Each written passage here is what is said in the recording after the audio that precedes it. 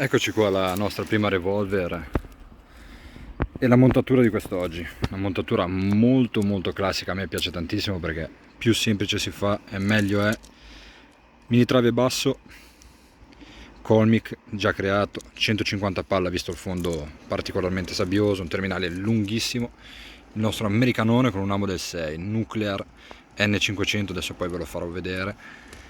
Questa è la montatura di questa sera, una montatura molto basica, ci permette di rimanere in pesca, ci permette di contrastare anche ogni minima corrente e ci permette di avere un sistema pescante autoferrante, cioè quando il pesce parte il piombo fa da primo ostacolo per la sua fuga e ferra in piccola parte già la sua partenza.